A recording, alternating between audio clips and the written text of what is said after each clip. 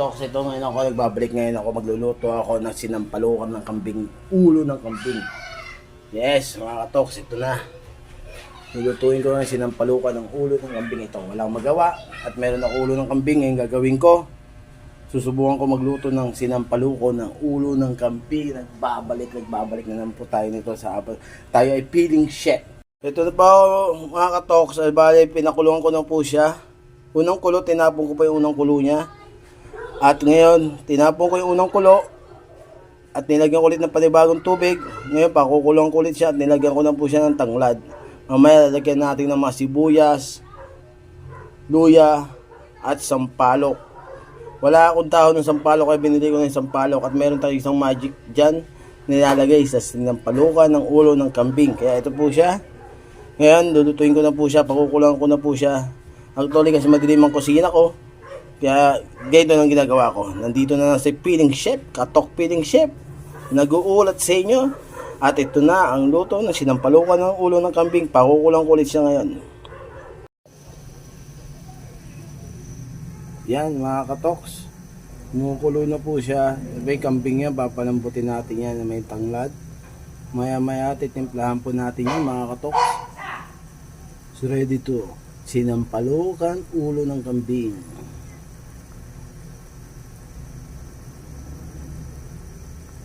Ito na mga sangkap ng sampalok. Wala akong dahon ng sampalok. Ito na yung nabili ko sa palengke. Sampalok, isang ganito. Mas maganda sana nilalagay ito sa tela at nilalagay ito sa kawali. Kasi wala tayong tela. Kaya diskarte marino, salpak to lahat. Salpaka na to.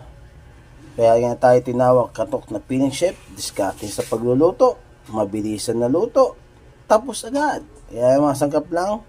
At konting aning-aning lang ilalagay natin dyan. Kaya ready na natin ito ilalagay ito. Let's go!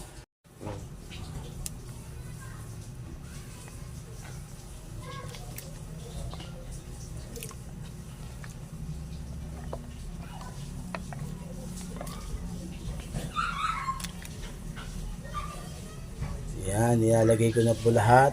Sibuyas, luya, at sili, kulay green. At ilalagay ko na din yung sampalok. Yan, salpak na natin. Yan, ready na po yan. Hahaluin na lang po natin at pakukulan natin ng ilang minuto.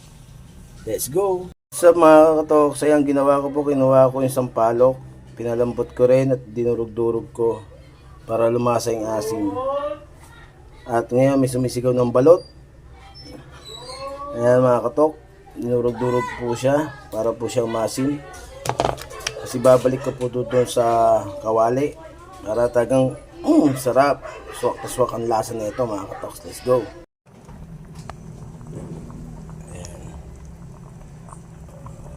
Ayan mga katoks, lalagyan ko na po ng paminta at chicken powder. Ayan, binuhos ko na po sabay-sabay. Ayan mga katoks. At hahaluin ko po yan mga katoks. Ang hirap kasi mag-vlog. Ang kusina ko ay sobrang ganda. Sobrang ganda ng kusina. Ang liit din. Ayan mga katoks, sabay haluin ko na. Ayan na po, sobrang sarap na po yan mga katoks. May papakita ko na po sa inyo. Haluin ko po lang.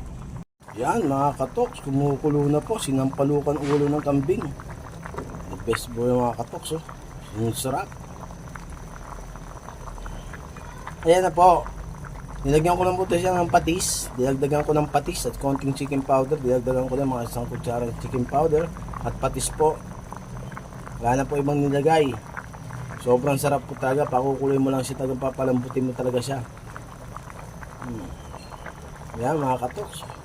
Sarap na sarap sa pag-ulam niyo itong gabing to. Dinner time. Itong pinakamasarap na ulam ngayon mga katoks. Pwede din po siya pampulutan.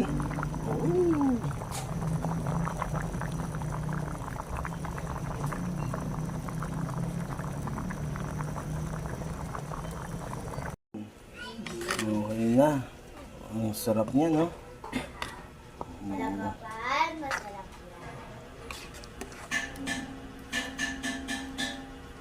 Pwede na to.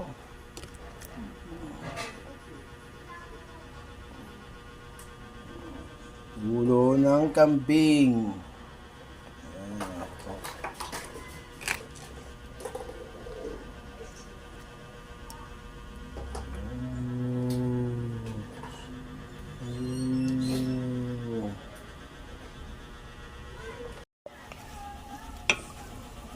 putol, oh. Yan, ako tayo. Oo, lutong-luto na po. Ayan tayo na ito ngayon. Ayan, sarap na ito. Bagay na bagay ito sa ano. Sa may mga hangover. Ayan, sarap. Sarap.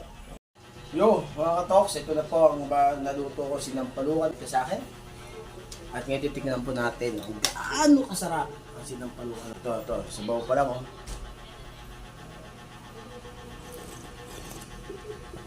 Ah! The best! Kaya yun lang po ang mga ingredient niya, sampalok, konting chicken powder, patis, tapos pakukulan mo lang, the best na po yun. Sa akin, mabilisan ng luto. Pinakuluan ko lang. 2 beses pinakuluan. Pinalambot na pinalambot. At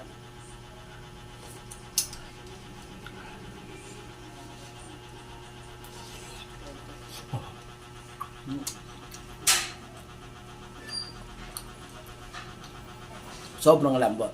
Kaya hanggang dito lang. Tatapos, sinampalukan ng ulo ng kambing. The best. Ang sarap.